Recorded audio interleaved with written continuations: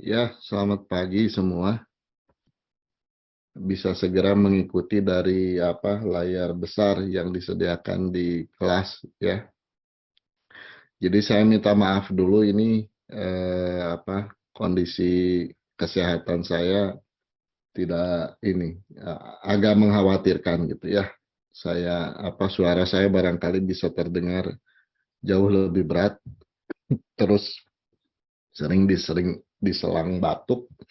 Mudah-mudahan tidak ada sesuatu yang mengkhawatirkan gitu ya, hanya flu biasa saja. Baik, jadi pagi ini supaya tidak ketinggalan materi kita ya, eh, saya sampaikan kuliah ini dari rumah terpaksa dengan materi yang sudah direncanakan. Kemudian saya menjanjikan ada kuliah tambahan untuk mengisi kekurangan ketidakhadiran saya ya, yang kemarin harus bepergian kemana begitu. Itu direncanakan hari Rabu malam. Saya kira 1 jam 90 menit paling lama ya, nggak akan terlalu lama. Sekarang juga tidak akan terlalu lama ya. Ini ada yang di kelas tidak? Oh ada ya. Ini kelihatan nih yang di kelas.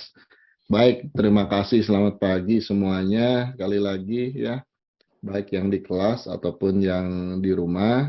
Ya, saya kira inilah kegunaan teknologi ya dalam situasi darurat di mana kita ada gangguan yang tidak direncanakan begitu, kita masih punya alternatif ya untuk menyelenggarakan kuliah ini.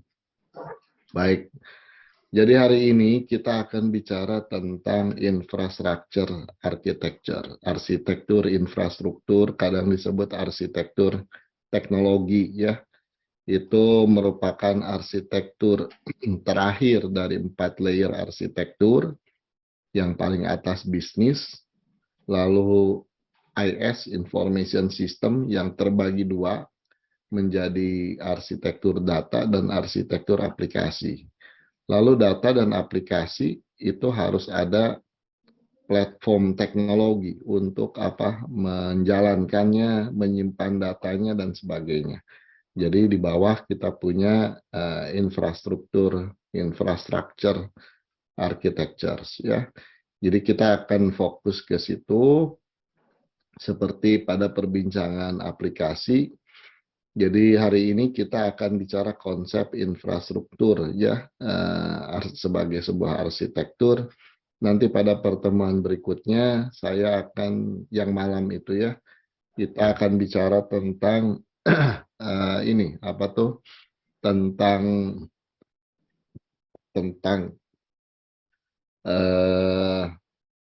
tren ya, tren teknologi sehingga kita semua sebagai seorang arsitek ya, jadi mikirnya dalam kuliah ini posisi kita sebagai arsitek enterprise begitu. Itu tahu teknologi-teknologi ini, lalu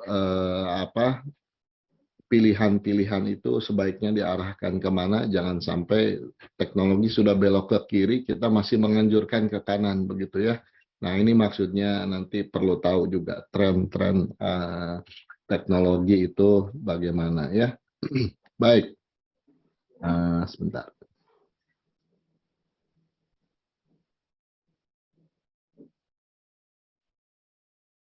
Ya, kita mulai ya.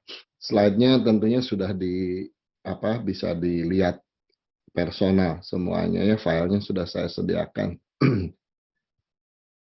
Jadi di mana posisinya itu adalah di ini ya, di lingkaran ini yang berwarna kuning posisinya. Kita sudah mulai dari preliminary architecture vision, visi arsitekturnya ini mau dibawa kemana ini arsitektur ya. Lalu kita breakdown arsitektur bisnis, arsitektur information system yang terdiri dari data dan application, kemudian arsitektur teknologi. Itulah yang kita bicarakan hari ini. ya. Jadi sekali lagi teknologi itu sebagai platform. Karena bicara data, bicara application, sebetulnya ketika tidak ada platform untuk menyimpan datanya, tidak ada platform teknologi untuk mengeksekusi aplikasi, itu semua hanya konsep saja jadinya. Ya, itu semua dieksekusi dengan bantuan platform teknologi, ya. Atau dengan kata lain, ini mengarah pada realisasi fisiknya, ya, dari teknologi. Walaupun teknologi itu dengan pendekatan yang terjadi hari ini bisa tentunya fisik, ya, tapi juga fisiknya ada, tapi bisa diatur ulang, ya, kafling-kaflingnya, pembagian space hard disknya, pembagian kemampuan processing powernya dan sebagainya bisa diatur ulang secara virtual, ya.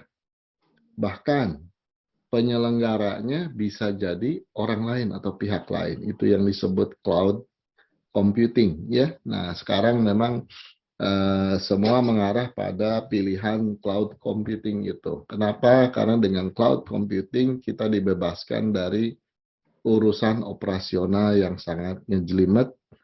Nanti kalau dikaitkan dengan perusahaan, apalagi pemerintahan, akan terkait dengan urusan pengadaan sistem yang tidak sederhana, ya, yang diperiksa setelahnya. Nah, ini jadi sebuah tantangan tersendiri. Nah, karena di satu sisi kita perlu punya sistem yang agile, fleksibel, scalable, mengikuti pertumbuhan kebutuhan. Di lain pihak, perspektif pemeriksa keuangan dari proyek-proyek pengadaan, mereka punya fokus yang lain, yaitu kita harus punya planning dianggapnya, kemudian harus menentukan capacity planning, ya. Kemudian kalau berubah-ubah, kenapa ini baru dibeli setahun sudah diganti lagi? Berarti planningnya tidak betul begitu menghitungnya, ya. Itu ada kecurigaan-kecurigaan yang bisa menyudutkan pihak-pihak yang terkait pengadaan, ya. Dengan adanya cloud itu menjadi lebih sederhana karena kita hanya berpikir ini perlu apa biaya bulanan, ya, monthly payment, ya, compared to the investment, ya, at the beginning. Ya, maaf saya lupa ini ada peserta yang mengharapkan bahasa Inggris dari tadi saya ngoceh bahasa Indonesia terus. Saya coba mix, ya, English Indonesia sekarang. Okay, that the importance of technology architectures, yeah, the position in the yellow circle, yeah. Okay, next. Talking about technology, I already mentioned at the beginning of our course, yeah, of our whole course, that since the Industrial Revolution 3.0 up to now 4.0, actually we use the same very basic technology that we call digital technology. Yeah, so it is very important to differ untuk membedakan, ya, that digital technology actually actually this is not formal separations, ya, only in practice view, ya. We can divide it in basic information technology that we already know since maybe 50 years ago, yeah. We always talk about servers, about storage, about data centers, about network. That part of basic information technology.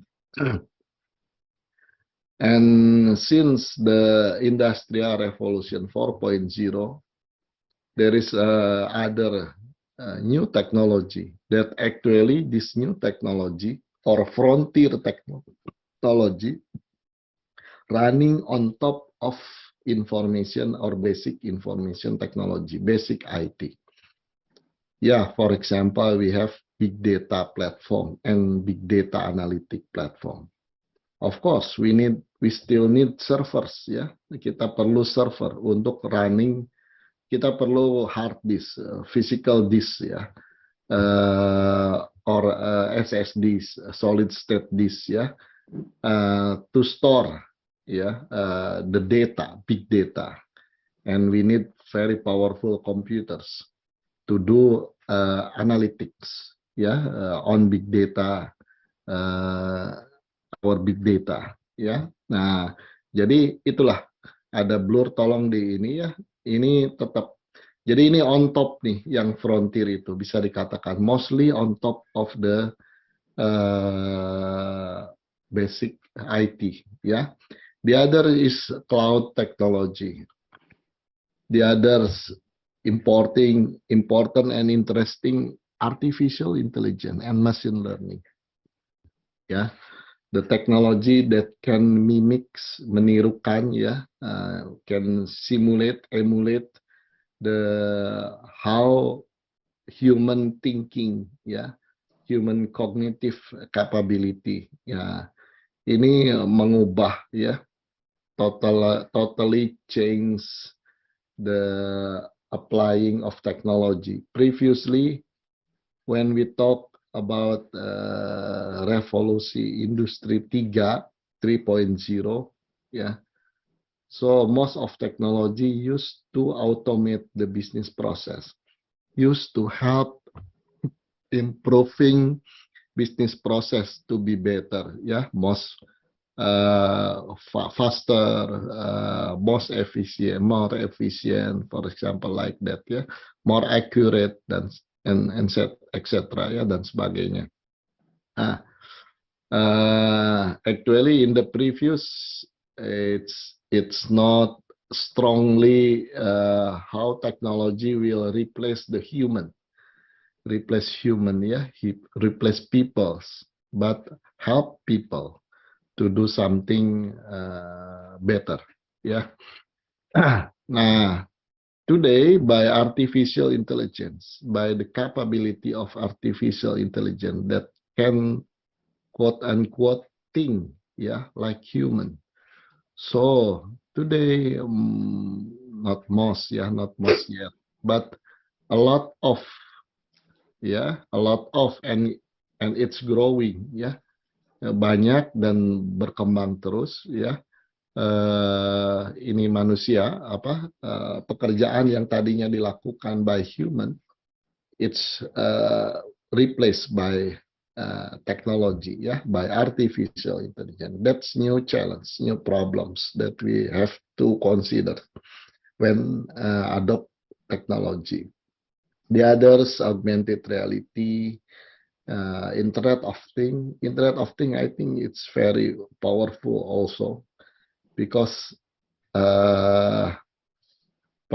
tanpa kita sadari, a lot of devices around us become connected to internet. Now it's very easy to buy CCTV, place on several points in our home, our house, and we can see something at home from a distance, very long distance. Jadi dari jarak jauh kita bisa mengamati rumah kita. It's very easy to adopt ya. Saya punya CCTV 4K ya, dengan resolusi yang sangat tinggi. Harganya hanya 300 ribuan. Saya pasang di rumah, ya sepanjang internetnya bagus, ya itu bekerja ya, dan banyak fiturnya. Bahkan bisa bisa mengikuti pergerakan objek ya, manusia yang datang ya, bisa mengenali wajah dan sebagainya. Nah, ini contoh Internet of Things. Jadi thing, sesuatu yang connected melalui internet ya. Hal lain yang tanpa kita sadari, smartwatch ya. Now day by day more and more people use smartwatch ya. as a replacement of traditional watch. Ya, jadi kita menggunakan smartwatch, lari kemana-mana bisa dideteksi, posisi kita dideteksi dan sebagainya. Itu akan generate data, big data, yang bisa dianalisis, tujuan tertentu bisa tercapai ya. Oke, saya kira saya tidak fokus membahas daftar teknologi ya, hanya mengingatkan saja that there is two type of digital technology. The basic digital technology, basic IT, and the others is frontier technology, frontier digital technology. Ya, ya, dua-duanya harus kita ini. Bisa nggak kita hanya yang basic saja? Bisa sebetulnya. Artinya kita dapat manfaat. Tapi something that we must consider that new digital technology, frontier technology, probably give much more value for the business, ya, than basic information technology. So, jadi dua-duanya harus kita consider, masing-masing di porsi yang tepat, gitu ya, di posisi yang tepat. Itu kira-kira ya yang harus kita pikirkan. Baik, oke, from the view of enterprise architectures, ya, traditional enterprise architectures usually divide all the architectures into 4 layers ya. Business, data, application, basic, IT infrastructures. Ya. Nah, saya sudah jelaskan ya. Business will be represented or supported by data and application. Data and application ya need basic IT infrastructure to run, to do its function, their functions, ya. Nah, today I propose the right side pictures, ya, another pyramids that consists of 5 layers, ya. I propose to insert the infrastructure 4.0, ya, mostly for AI, big data, Internet of Things, etc. But we don't delete, or it's not replacing the basic IT infrastructure. The basic IT infrastructure still there, yeah, as a platform to run the AI, to run big data, to run to support IoT, etc. Yeah. So finally, going back to the understanding of these two pyramids, in the right side, yeah, just previously, yeah, we have business layers, yeah, and then supported by data and application. The difference is, if we talk about data, there is more option. We can use structured data, or we can use unstructured or mix, yeah, and the volume, I can say almost unlimited, yeah, that called big data. And from application, there is a lot of changes also in application layers, yeah, supported by new infrastructures and AI, also big data, etc. So the principle is still similar, but the combination, the choice is wider, ya, makin luas, makin lebar, gitu. Also in basic infrastructures, there is several changes also. If I want to highlight, for example, today it's very popular. We use containers, all application, set up file, etc. Usually it can be dibungkus, diwadahi begitu oleh sebuah kontainer, diikat ya, binding by a container.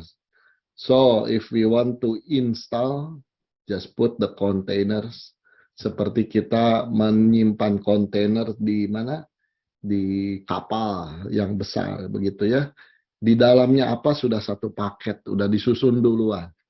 ya. Nah, itu yang terjadi. Jadi makanya namanya kontainer itu berasosiasi dengan itu. Kemudian gambarnya suka ada gambar seperti ikan paus yang besar begitu ya. Karena ya idenya sama gitu ya. Seperti kontainer diangkut oleh kapal yang besar. Nah, tapi standar begitu ya. Sehingga mudah ininya. Nah, tidak harus menginstall satu-satu, men-set up ulang dan sebagainya. Tinggal simpan satu kontainer atau diganti kontainer yang lain. Oke lah, itu contoh perubahan di infrastrukturnya juga ada perubahan ya. Baik, tentunya saya ingin ingatkan, apalagi sekarang kita tidak berhadapan langsung. Kalau ada, if you have any questions ya, you can raise your hand or just activate your microphone and please interrupt me ya. Baik.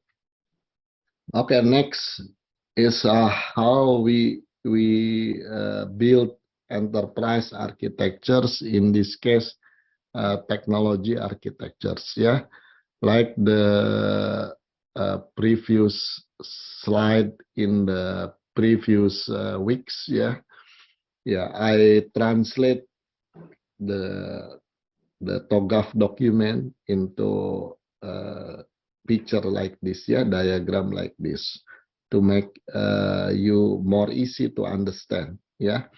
That these pictures explain how we do or what kind of activities that must do, yeah, must conducted in building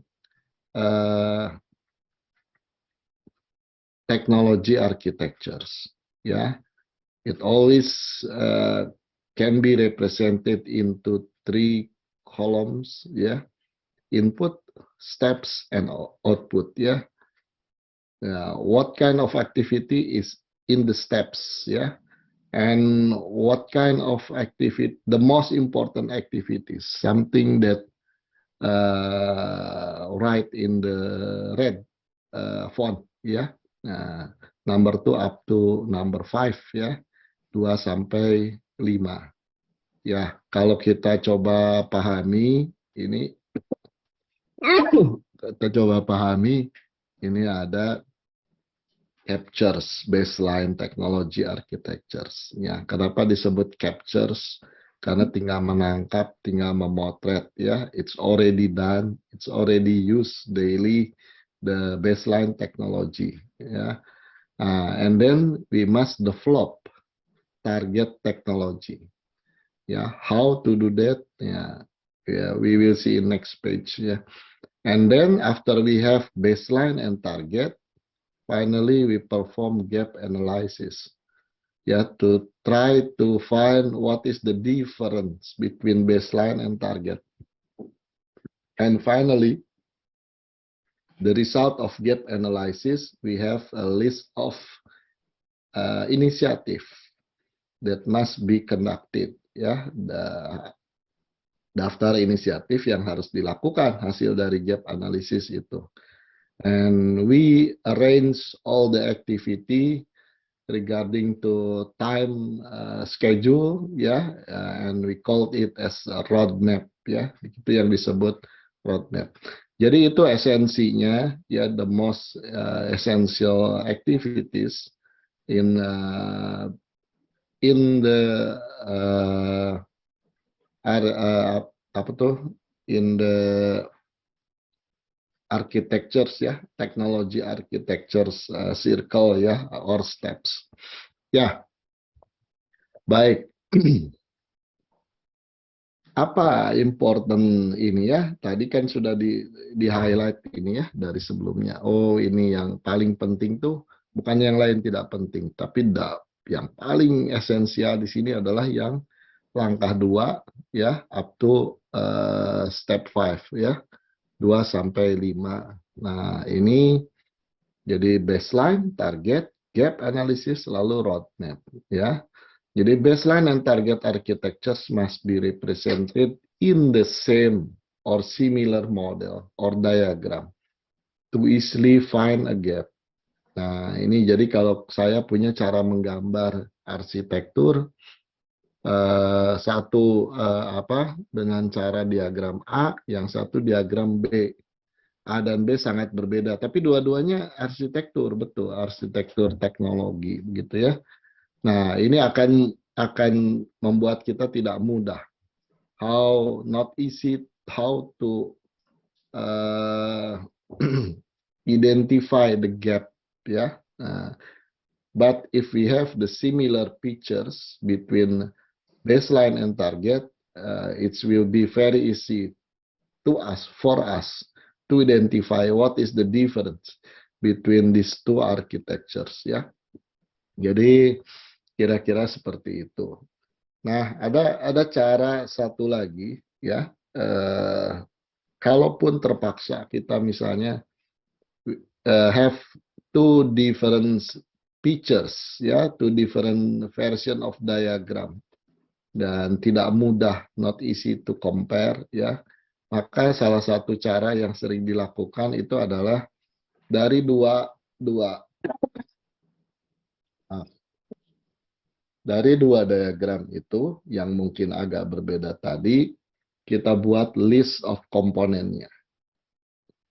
Ya, dari list of komponen itu akan membantu kita. Misalnya the first diagram, ya, itu diidentifikasikan ternyata ada 12 komponen.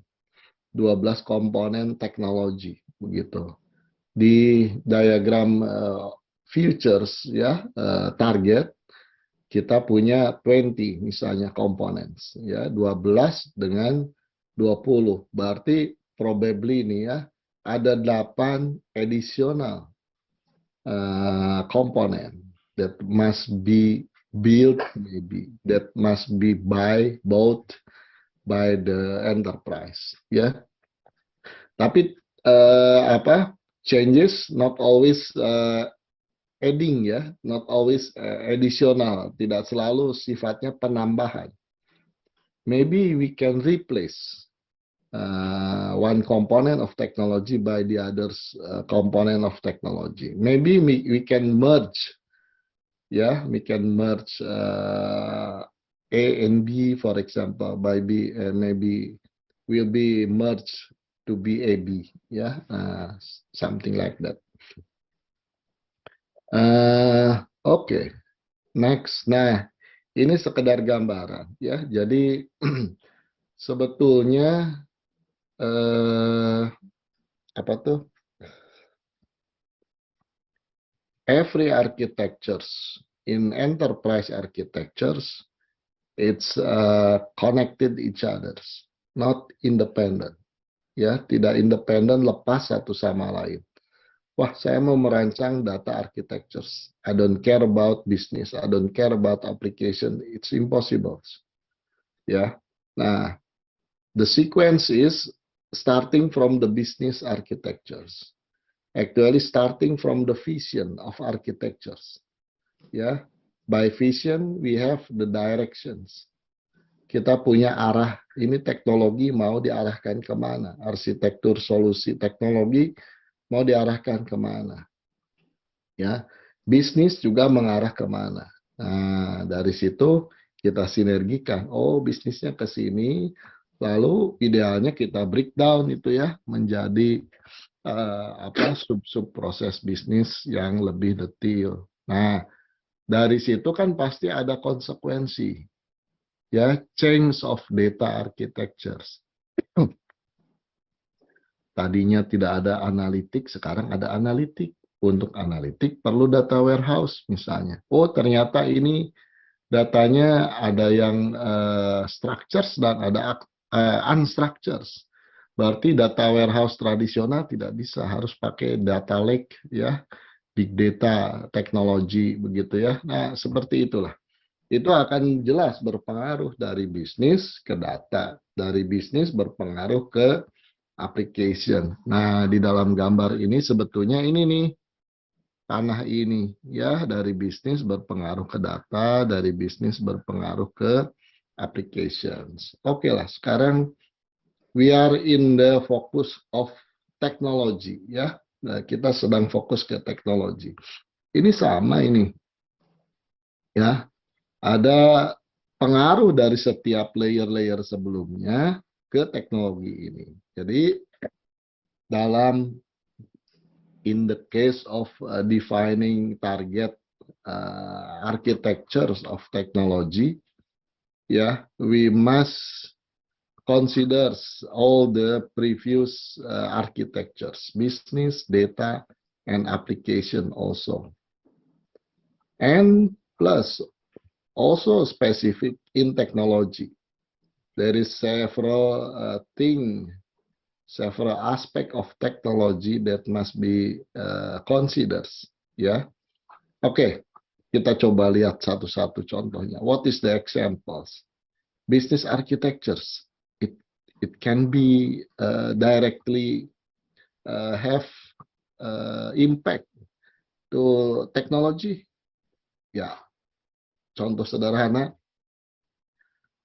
di layer bisnis kita mengubah cara interaksi dengan dengan sesama internal, inilah internal karyawan atau manajer. Yang tadinya pertemuan harus fisik, sekarang pertemuan boleh menggunakan cara video conference. Nah, itu sebetulnya itu keputusan bisnis, perubahan di bisnis, change of business, ya, yang berdampak pada perlu teknologi, ini perlu teknologi video conference, begitu ya. Dari data ke itu tadi, perubahan dari datanya, nambah datanya. Datanya yang tadinya hanya only structures, now become structures and unstructures. Ada analitik also change misalnya. Nah, itu data application akan mempengaruhi teknologinya. Ya. Lalu teknologi itself, ya. Nah, ini bagaimana teknologi, ada aspek tren teknologi harus kita perhatikan, ya. Lalu adoption scheme, apa yang dimaksud adoption scheme? How to get the technology? Buy and operate, ya, beli teknologi secara utuh, pasang di tempat kita, lalu kita operasikan. It's a traditional way. How to memiliki, ya, how to own the technology, ya. Sekarang ada opsi lain, bukan harus begitu, ya. Walaupun saya ingin memberikan isyarat ini lebih menjadi tren gitu, bukan pilihan saja. Lagi lebih menjadi tren karena banyak keuntungannya, yaitu going to cloud. Going to cloud, ya. Nah, kemudian ada satu lagi proses tren. Di antaranya apa maksudnya proses tren yang berkaitan dengan teknologi? Ya, yang pernah kita bahas kemarin. How to develop technology, ya. Ada cara agile, waterfall versus agile, kemudian menggabungkan development dan operation dan sebagainya. Nah, itu harus kita consider semua dalam menentukan target teknologi. Ya, di sini nih. Jadi target teknologi, katakanlah memperhatikan itu semua. Nah, finally we have the target technology architectures. In other hand, we already have baseline. Ya, ini nggak usah dirancang yang baseline. Sekali lagi, ya. Why? Because it's already exists. Ya, apa yang kita pakai hari ini, what we use today actually is a baseline technology. Ya. Nah, finally we have two. Yang tadi saya katakan, if possible, it will be better, much better, if we represent baseline and target with the same diagram, with the same model, with the same representation. So, will much more easy for us to do gap analysis, ya. Tapi tadi, if baseline and target represented by very different diagram or something, yeah, we can use we can create the table of component. Usually it says portfolio of technology baseline, portfolio of technology target, yeah, and then we identify what is the difference of gap, yeah, component inside these two different time, baseline and target. finally we have roadmap ya. Jadi itulah caranya kita menentukan target dan akhirnya menentukan roadmap. Jadi bukan mengarang ya, bukan mengarang misalnya kita ini apa saja ya inisiatif untuk tahun depan, mikir, wah bagaimana kalau kita bikin ini? Bagaimana kalau kita bikin ini? Nah, itu yang salah. Ya, after we have enterprise architectures, actually we define the target architectures in all layers. Ya, dari situ baru consequences. Ya, muncul inisiatif, petakan terhadap waktu, susun priority, biasanya. Finally, we have roadmap. Ya, oke. If we talk about infrastructures architectures, ya, infrastructure architectures. So, what is the component, ya, of infrastructure architectures, ya? Ya, ada services atau layanan,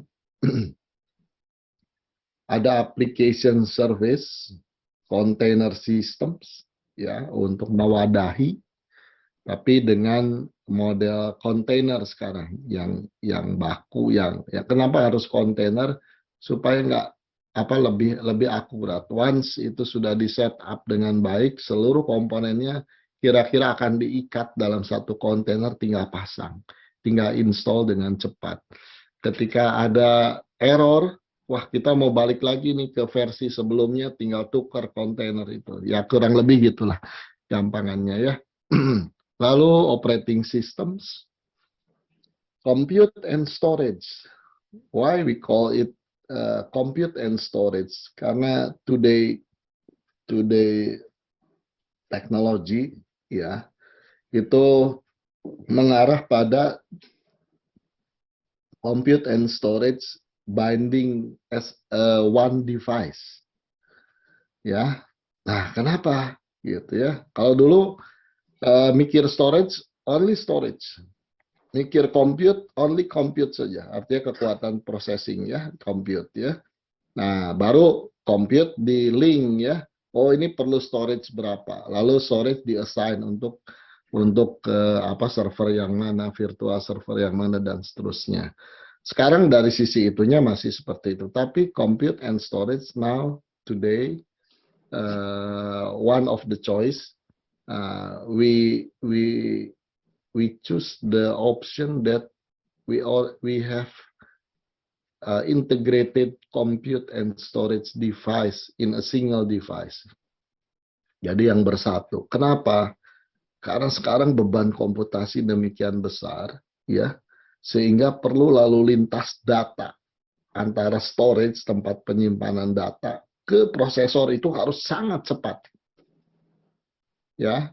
Nah, compute storage itu karena sudah didesain, by design, it's become single device, ya. Nah, jadi bus data, ya, saluran data untuk memindahkan dari compute ke storage, storage ke compute itu sudah sangat maksimal. Tidak optimal lagi, maksimal. Barangkali saya ingin membahasakannya seperti itu, ya. Nah, sehingga total performance dari sistem menjadi lebih baik, ya. Networking, of course, ya, data center ini jadi penting juga. Kemudian mengadopsi cloud, begitu. Kalau agree, begitu ya, catatannya bahwa cloud menjadi pilihan yang makin lama makin dipilih, begitu ya, disetujui jadi pilihan yang terbaik, ya. Satu lagi, jangan lupa standar, ya. Jadi kita perlu sistem yang mudah berkoneksi, ya, integrated, tidak hanya internal in our enterprise, but also we must think to make easy do integrations, ya, with our business partner. Coba bayangkan perusahaan semacam Bukalapak, Traveloka menggunakan sistem yang very very specific, ya, not standard. Sehingga ketika mereka mau bicara dengan bagaimana nih koneksi ke payment system, wah standar kita beda, wah lama sekali pengembangannya. Tapi ketika standarnya sama, ya itu menjadi lebih mudah, ya. Building a system, connecting the system will be very very easy, much more easy. Itu yang perlu dipikirkan standar. Memang standar itu ada konotasi, katanya, oh kalau standar nanti semua orang mengerti, semua orang tahu, nanti security-nya bagaimana. Ya, ada betulnya pemikiran seperti itu, tapi juga security yang baik itu bukan security yang ditutupi, bukan. Tapi security yang terbuka, tapi by design sistemnya sudah sedemikian rupa secure. Nah, itu security yang baik gitu ya. Dan today teknologi itu banyak pilihan lah untuk kita mendapatkan seperti itu. Ada pertanyaan dulu? Any questions?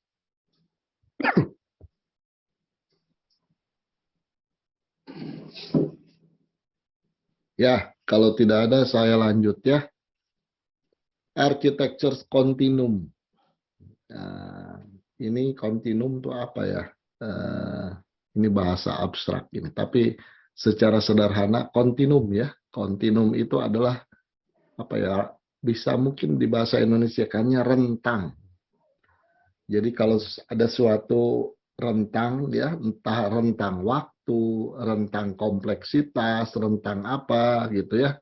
Artinya dari suatu sisi yang satu, misalnya, oh ini paling sederhana. Sisi yang lain lagi, oh ini paling rumit. Nah, itu rentang itu, yaitu kontinum. Oh ini waktu sekian, ini sampai waktu sekian. Itu kontinum juga. Ya, nah dalam hal ini adalah yang menjadi dimensi kontinumnya adalah arsitektur. Ini bukan sesuatu yang harus, wajib, ya. Ya itulah banyak yang tidak paham, menganggap TOGAF itu sebagai sesuatu yang very complicated. Ya, saya akui, memang dilihat dari tebalnya, itu TOGAF relatif complicated. Tapi sebetulnya juga TOGAF memberikan berbagai keleluasaan. Ya, pilihan-pilihan di mana kita boleh simplify bagian-bagian manapun lah sebetulnya. Ya, nah, kontinum ini kalau tidak dipahami, jadinya cenderung berpikiran begitu. Wah, ini TOGAF tuh rumit sih. Pokoknya TOGAF kontinum segala, begitu ya. Nah, tapi ini sebetulnya architecture kontinum itu tidak menjadi sebuah keharusan untuk diterapkan. Tapi juga kalau saya abaikan, ini penting sebagai pola pikir. Nah, jadi saya menganggapnya bukan, wah kalau mau membuat arsitektur harus 4 ini. Versi foundation, versi common system, versi industri, baru versi organization spesifik untuk perusahaan kita, enterprise kita ya. Itu betul, tapi ya itu akan menghabiskan waktu kalau begitu. Jadi saya lebih mengajak, ini kontinum ini adalah sebuah pola pikir. Bahwa the architectures in the context of TOGAF actually can be slicing, dapat di-slice, dibedakan begitu ya secara vertikal. Ini menjadi 4 kategori begitu. Yang sifatnya kontinum gitu ya, dari foundation dulu, lalu common system, industry spesifik, kemudian organization spesifik. Nah, ini akan menggiring kita ketika kita berpikirnya dengan cara seperti ini, ya. It will drive us, ya, mendrive kita to think, ya, untuk memikirkan that actually there is a foundation of architectures yang menjadi basis dari semuanya. Jadi before we try to define organization specific architectures, please consider that it will be better if we try to find the foundation architectures. Karena nanti kita mau jadi bisa memisahkan. Oh ini fondasinya, ini di atas fondasinya. Fondasinya nggak usah kita utak-utik deh. Nah gitu ya, misalnya Karena itu nanti jadi repot kalau kita utak-utik, kita fokus ke di atasnya saja. Nah, ini contoh seperti itu yang yang penting untuk menyikapi gambar yang seolah-olah rumit ini, ya. Lalu setelah itu ada common system architecture di atas foundation. Ada arsitektur yang sifatnya common, arsitektur yang sifatnya sama. Nah, ya nanti kita lihat. Lalu ada yang lebih spesifik lagi, industri. Oh, di industri tertentu ada itu arsitektur khusus, misalnya di dunia telekomunikasi. Jadi kalau kita lihat nanti gimana nih arsitekturnya Telkomsel, Indosat, itu pasti ada similarity-nya karena industri mereka sama. Dan mereka termasuk industri yang strong gitu ya. Nanti perbankan itu ada industri architectures-nya sama gitu ya. Tapi kalau kita bicara perbankan versus Telkomsel, telecommunication, it's really different maybe. Ya, karena industrinya berbeda. Nah, itu. Tapi kalau dilihat di common system mungkin sama juga. Foundation-nya lebih sama lagi. Nah, ini. Jadi sebetulnya ini hanya masalah sekali lagi continuum jangan diresahkan. Wah, nanti repot ya. Pakai togaf itu harus kontinumnya gimana? Enggak. Ini hanya pola pikir kita saja. Ya, baik. Jadi sebetulnya arsitektur yang harus kita buat tuh yang mana? Arsitektur yang harus kita buat tuh yang paling kanan. Organization specific architecture. Arsitektur spesifik khusus untuk enterprise kita. Pak, saya tidak mau mikirkan industri architecture, common system, foundation, boleh nggak? Boleh. Ya, you go directly to organization specific architectures. It's okay. But, tapi, ya, maybe you lose several opportunities, good side of architecture's continuum thinking. Kita punya solusi, tapi solusinya jadi tidak, kalau mau diadopsi di tempat lain jadi susah gitu. Karena cara pikir kita jadi spesifik langsung ke masalah di enterprise kita saja. Gitu. Kalau ke depan sekian tahun lagi mau direvisi, arsitekturnya mungkin ruwet. Karena kita tidak punya pemisahan, mana foundation, mana yang bukan foundation, misalnya begitu. Ya, dan sebagainya. Oke, mudah-mudahan nangkep ya ilustrasi kontinum itu. Nah, sekarang sepintas saja. Foundation apa? Foundation adalah basis ya untuk arsitektur yang bagian arsitektur lainnya. Nah, ini ada yang menganjurkan foundation seperti ini nih di dalam buku togafnya ada. Jadi foundation tuh kayak gini nih. Sangat fundamental aja, konseptual, sangat mendasar begitu ya. Sehingga kita bisa menempatkan di sini, nanti bisnis application ada di sini dan seterusnya. Lalu bagaimana kita mengejar kualitas ya? Ini ada service quality yang yang kita lihat gambarnya di pojok kanan atas sekarang ya. Kualitas dari kategori availability, ini ada manageability, serviceability dan sebagainya. Jadi sebetulnya ini memperlihatkan satu contoh konsep foundations ya. Bagaimana ada komponen-komponen di dalam sistem yang sifatnya foundation berkaitan dengan kualitas yang ingin dikejar. Kalau satu komponen dihilangkan, kualitas tertentu jadi hilang. Misalnya begini, paling sederhana ya. Ketika kita tidak mikir foundation, ya sudah, tadi langsung ke sisi kanan aja, paling kanan. Wah, kita punya arsitektur ya, ternyata togaf itu salah, nggak perlu repot-repot. Saya langsung define arsitekturnya. Oke, no problem. Ya, it's good idea also ya. Nah, tapi ketika suatu saat mau memodifikasi atau sekarang misalnya, oh availability-nya rendah, ini sering ada gangguan. Kenapa? Oh iya ya, saya tidak memperhatikan secara foundation sebetulnya ada pakemnya lah. There is some basic component that must be available in any systems, any architectures, ya, to get to deliver, to achieve the qualities of availability, assurance, dan sebagainya. Nah, gitu. Jadi ada yang terlewat ya, karena kita fokusnya langsung ke solusi kita. Lalu common systems, sesuatu yang common, tidak tergantung industrinya apa. Tapi bukan foundation, begitu ya. Nah, itu common seperti itu. Nah, contohnya gini, ada arsitektur infrastruktur yang disebut compute storage. Ya, kalau yang arsitektur istilahnya itu arsitektur konvergen, hyperconverged. Ya, ini ada tiga susunan mendasar nih. Ini fundamental nih, foundations ya, foundation atau common system ini di daerah situlah, di layer situ. Common system barangkali ya, bisa lebih tepatnya, lebih pasnya. Jadi yang pendekatan lama, kita tuh punya dua network switch untuk network komunikasi biasa, ke internet dan sebagainya. Ada satu lagi fiber channel. Fiber channel actually network juga. Tapi network dedicated for storage, menghubungkan storage dengan server. Nah, intinya adalah ternyata cara menghubungkan server dan storage dengan cara ini fleksibel, bagus, tapi performance tidak maksimal.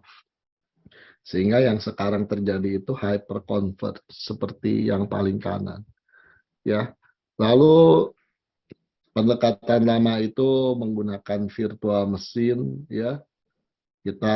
Ini sudah kebaikan virtual mesin itu karena kita punya physical infrastructure, lalu bisa kita tata ulang menjadi virtual ya.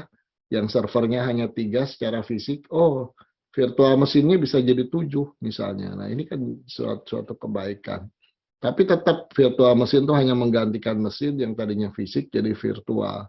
Kita harus nginstall sesuatu, nge-setup, dan sebagainya, itu proses yang lama.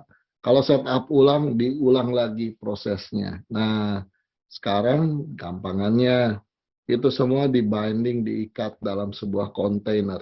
Jadi setelah jadi, semua kontainer sudah pasang satu kontainer, nanti kalau mau ganti satu kontainer, kira-kira gitu ya. Ini kan tidak tidak terikat pada ini enterprise-nya apa, perusahaannya apa, enggak. Yaitu yang dimaksud arsitektur infrastruktur, common system architectures ya. Ini yang memperlihatkan konektivitas jaringan dan data center. Ya, nah kira-kira seperti itu.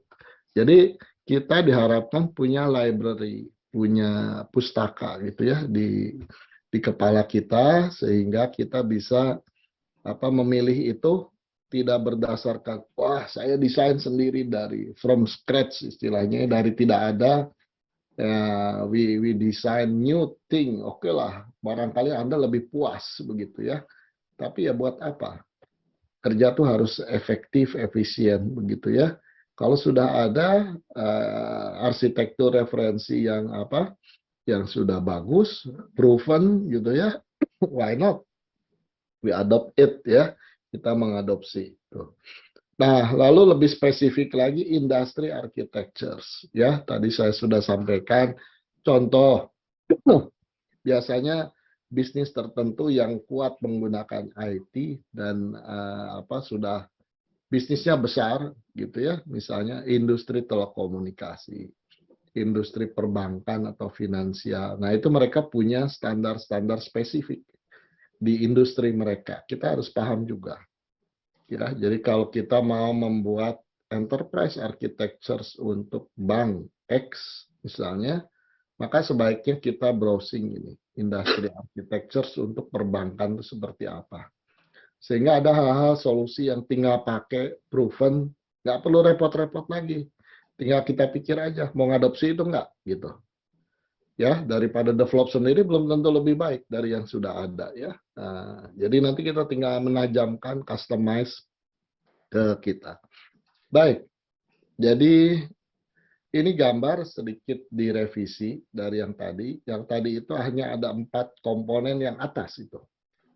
Di sini saya tambahkan keterangan architecture view. Jadi kalau tadi melihat arsitektur, ada arsitektur yang foundation sifatnya, ada arsitektur yang common system, ada arsitektur yang spesifik untuk industri tertentu, lalu ada arsitektur untuk yang spesifik untuk ini ya, untuk perusahaan kita, enterprise kita. Nah, kalau arsitektur itu konsep semuanya ya, untuk menjadi sesuatu yang betul-betul bisa diterapkan, diinstal, masing-masing ada level solusinya.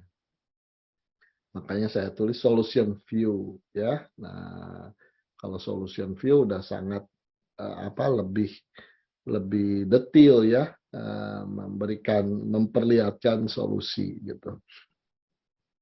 Baik, saya kira ini halaman terakhir ya. Closing remark ya, architectures and solution continuum. Yang ini ya, continuum tadi kita bahasnya arsitektur. Nah, tapi gambar ini memperlihatkan ada solutionnya juga, layer solutionnya. Lebih praktis begitu. Architecture and solution continuum is important to guide us to think architectures as continuum.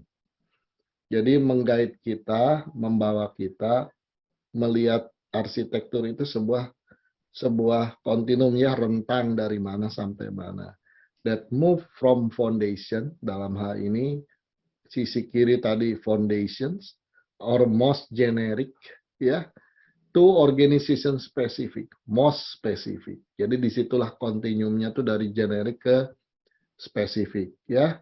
Nah, tadi sebetulnya itu bukan sebuah harus, tidak bisa ditawar, enggak. Ya, if you want to go directly to organization specific, it's okay. But remember, there is a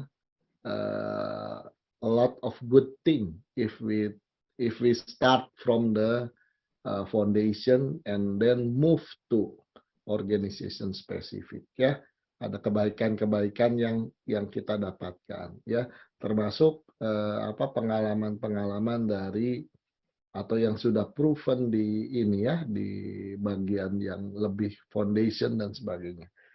By this thinking, architect will try to find solution that proven, common, generic but finally specific. Jadi mulai dari generic biasanya, tapi akhirnya tetap dispesifikan. Ya, karena bukan berarti itu empat pemisahan itu pilihan. Bukan begitu. Ya, itu hanya pemahaman kita, oh ada rentang begitu. Finally, we have to go to the most right side ya, paling kanan ke paling kanan itu tetap hanya apakah mau lompat langsung paling kanan, tiga kirinya diabaikan ya, atau kita bolak-balik mikir itu sehingga kita dapat yang terbaik ya. Kemudian kita dapat juga aspek reuse. Kalau tadi kan ada generik berarti bisa dipakai lagi gitu ya. Karena generik gitu, reuse, easy to maintain, cost efektif dan sebagainya. Jadi itu kira-kira ya pemahaman tentang arsitektur teknologi.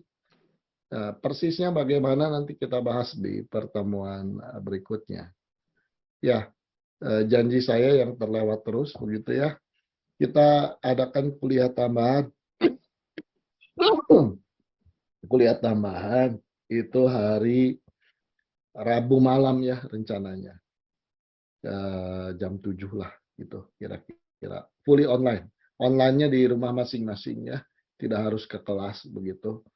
Nah, beda kalau sekarang sebetulnya online-nya di kelas saya yang online dari jauh, Anda di kelas tinggal memperhatikan gitu. Yang Rabu malam itu online di ini ya, di internet semuanya. Oke, if you have any question, silakan.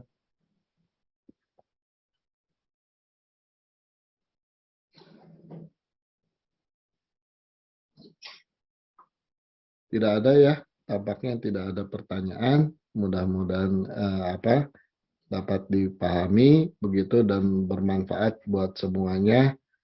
Kalau begitu sampai jumpa ini ya, sampai jumpa hari Rabu jam 7 malam. Mudah-mudahan saya sehat ya. Anda juga semua sehat. Baik, saya akhiri saja. Wassalamualaikum warahmatullahi wabarakatuh. Waalaikumsalam warahmatullahi wabarakatuh. Terima kasih Pak. Yuk, sama-sama.